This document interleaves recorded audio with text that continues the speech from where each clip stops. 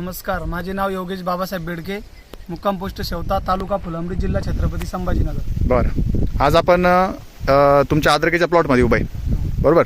तर या अद्रकीच्या प्लॉटला आपण सुरुवातीपासून जैविक तंत्रज्ञान वापरलेलं आहे. हो. हे जैविक तंत्रज्ञान आपण वापरलेलं आहे. तर आपल्या प्लॉटमध्ये काय काय बेनिफिट झालं सर आपल्याला?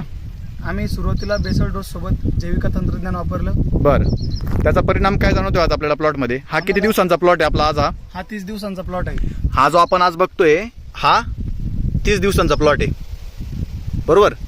तर आपल्या प्लॉटमध्ये तुम्हाला काय फायदा जाणवतोय सर? आम्हाला आतापर्यंत इतकी फास्ट शक्ती नाही भेटली, परंतु हे खत वापरल्यानंतर, जैविक खत वापरल्यानंतर फास्ट उगवण क्षमता फास्ट आली तुमची, बरोबर. आपल्या प्लॉटमध्ये आणि बाकी जे आता भरपूर प्लॉट लागवड झालेली आहे आपल्या जिल्ह्यामध्ये, तर त्या तुलनेत आपल्या प्लॉटमध्ये तुम्हाला बदल काय वाटतो नेमकी?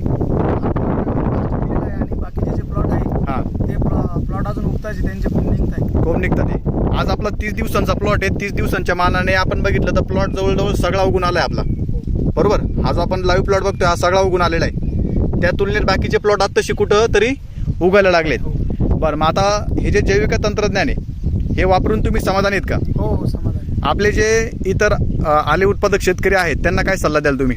आम्ही आज सल्ला देऊ की आपण पण हे एकदा वापरून बघा. एकदा वापरून 100% तुम्हाला इफेक्ट जाणवतील. हे प्रत्यक्षात तुम्ही बेसल डोस पासून अनुभव करताय. हो. बरं. जी माहिती दिली ती दिलेल्या माहितीबद्दल आपले धन्यवाद सर. थँक्यू.